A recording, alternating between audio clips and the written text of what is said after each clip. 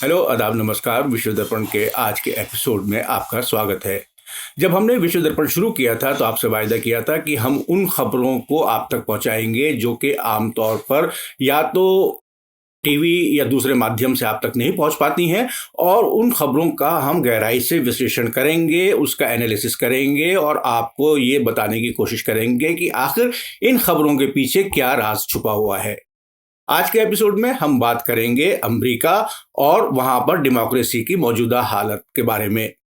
आप भी जानते हैं कि अमेरिका की आदत रही है कि वो ज्यादातर दूसरे मुल्कों को, दूसरी कंट्रीज को ये बताने में लगा रहता है कि उनके यहाँ डेमोक्रेसी जो है वो ठीक से काम नहीं कर रही है। डेमोक्रेटिक वैल्यूज, डेमोक्रेटिक ट्रेडिशंस जो हैं उन मुल्कों में कम होती चली जा रही हैं। खास तौर से हिंदुस्तान को भी उसने अपनी annual reports on human rights and democracy के ऊपर कई बार नुक्ताचीनी या क्रिटिसिज्म का निशाना बनाया है। और जब पिछले साल हमारे प्रधानमंत्री वहां गए थे तो वहां की वाइस प्रेसिडेंट कमला हैरिस ने प्रधानमंत्री मोदी को डेमोक्रेटिक वैल्यूज और ट्रेडिशन की एक सबक जो है वो दिया था। लेकिन इसके बावजूद हाल के जो अभी वाकयात या इवेंट्स वहां पर कुछ रूनुमा होने शुरू हुए हैं, उससे ऐसा लगता है कि शायद अमेरिका में ही खुद डेमोक्रेसी जो है वो खतरे में है। और इसका अंदाजा आप इस बात से लगा सकते हैं कि अभी पिछले हफ्ते यानी कि 6 जनवरी को जब एनिवर्सरी मनाई गई कैपिटल हिल्स पर रॉयट्स की। कैपिटल हिल वो जगह है जहां पर कि अमेरिकी सरकार के सारे अहम ऑफिसेज यानी कि सीनेट, हाउस ऑफ रिप्रेजेंटेटिव और सुप्रीम कोर्ट मौजूद हैं। उस इलाके को कैपिटल हिल कहा जाता है। तो गुज़िश्ता साल जनवरी 2021 में जब डोनाल्ड ट्रंप प्रेसिडेंट का इलेक्शन हार गए थे तो उनके सपोर्टर्स ने कैपिटल हिल के ऊपर एक अटैक किया और वहां पर रॉयट या फसाद की एक सिचुएशन कायम कर दी। और मुल्क की 200 साल तारीख में पहली बार ऐसा हुआ कि एक मरतबा फिर वहां पर कॉन्फेडरेट पार्टी का फ्लैग जो है वो लहराया गया, जो कि तर्जुमानी करती थी कि साहब स्लेवरी को खत्म नहीं किया जाना चाहिए और स्लेवरी जो है वो अमेरिका में कायम रहनी चाहिए। लेकिन इसके साथ ही साथ वहां पर मौजूद हाउस ऑफ रिप्रेजेंटेटिव्स के मुख्तलिफ मेंबर्स और सिक्योरिटी सर्विसेज ने उन रॉयटर्स के साथ एक बहुत बड़ी लंबी लड़ाई लड़ी और उसमें कुछ सिक्योरिटी पर्सनल जो हैं वो जख्मी भी हुए बहुत ज्यादा तादाद में और कुछ जाँ बहक भी हो गए।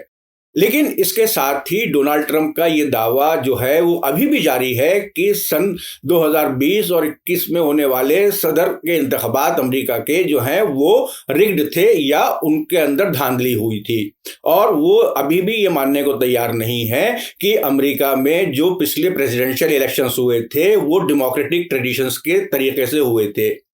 मैं यहां पर आपको एक बात और वाजे करना चाहूंगा कि डोनाल्ड ट्रंप और उनके चंद आलमी दोस्त कुछ ऐसी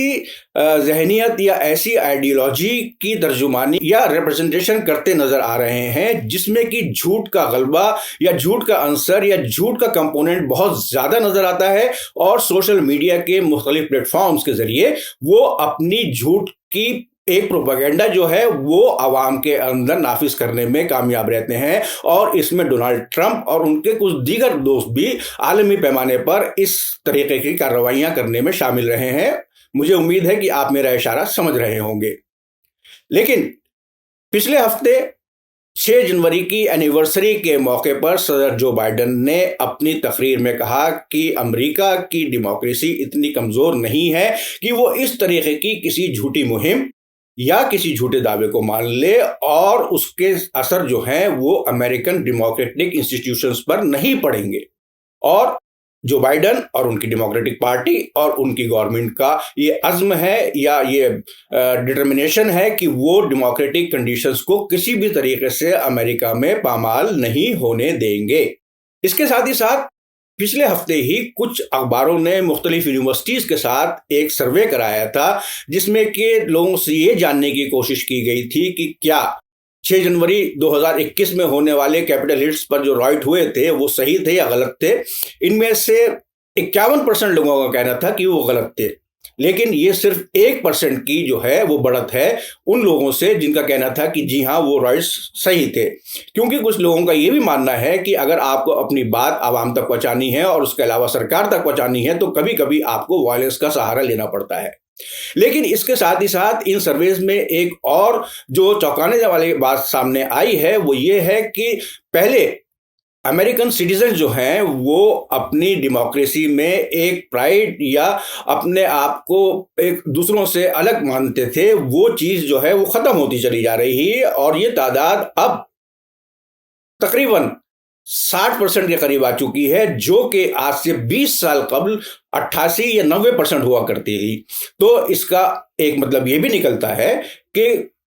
ओवरऑल यानी कि मजमूई तौर पर अमेरिकन सिटीजन्स भी ये मान रहे हैं कि अमेरिकन डेमोक्रेसी जो है वो खतरे का शिकार है और उसको ठीक करने की बहुत ज्यादा जरूरत है। इसके अलावा सदर जो बाइडेन के क्रिटिक्स जो हैं उनका ये कहना है कि अमेरिका का ये हमेशा से एक किरदार रहा है कि वो दूसरों के ऊपर उंगली उठाता रहा है, लेकिन अपने ऊपर उसने अपने गिरबान में झांकने की कभी कोशिश नहीं की कि उसके पॉलिटिक्स सिस्टम में जो है क्या क्या खामियां आती चली जा रही हैं, जिनका नेगेटिव असर जो है वो ओवरऑल सोसाइटी पर पड़ सकता है।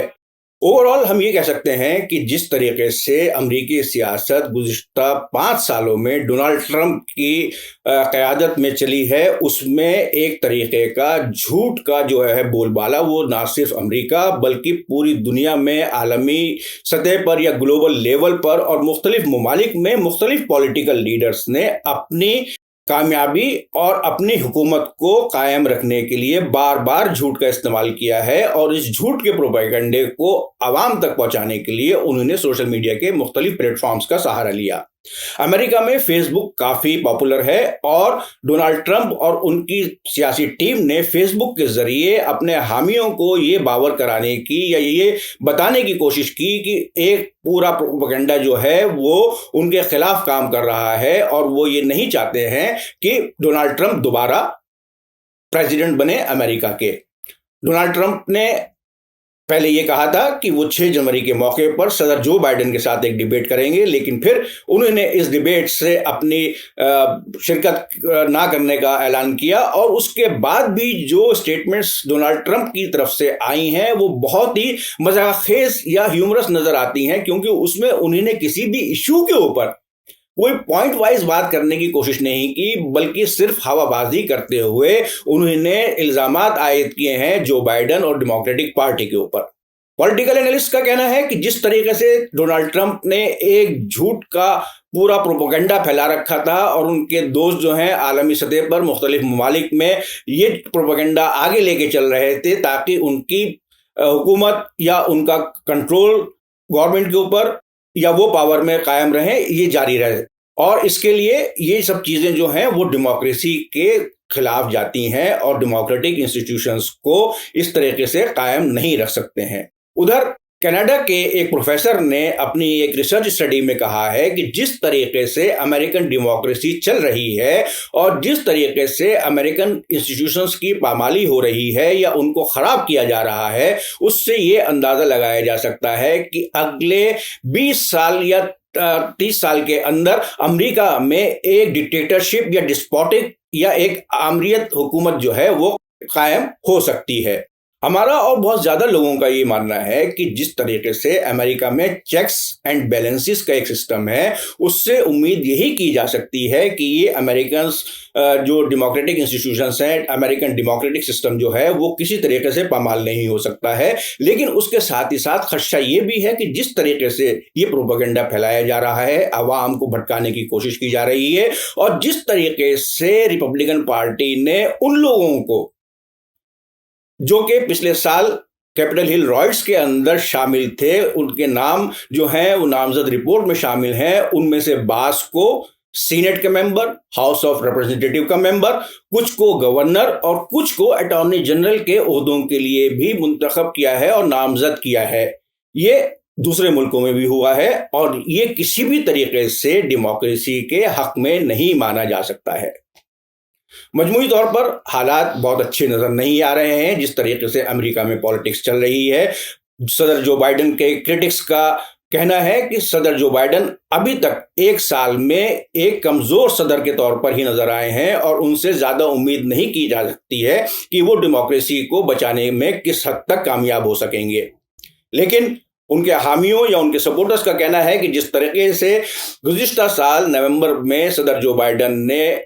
समिट फॉर डेमोक्रेसी किया था, जिसमें कि तकरीबन 111 मुल्कों के सरबराहों या हेड ऑफ स्टेट ने शिरकत की थी, उससे ये जाहिर है कि सदर जो बाइडेन डेमोक्रेसी के बचाव के लिए पूरी तरह गामजन है और वो उसमें कामयाब होकर रहेंगे। अमेरिका में आने वाले वक्तों में क्या होगा और कैसे वहां की सूरत हाल बदलती रहेगी, हम इसके बारे में आपको मुसलसल जानकारी पहुंचाने की कोशिश करते रहेंगे। आज का एपिसोड आपको कैसा लगा, हमें कमेंट बॉक्स के जरिए अपनी राय से जरूर नवाजें। खुदा हाफिज, जय हिंद। मीडिया स्टार वर्ल्ड के और वीडियो देखने के लिए हमारे चैनल को सब्सक्राइब करें और सीधे नोटिफिकेशन पाने के लिए बेल आइकन दबाएं। और अगर हमारी खबर सच्ची और अच्छी लगे तो अपने व्हाट्सएप, इंस्टाग्राम, फेसबुक और ट्विटर अकाउंट पर ज़रूर शेयर करें।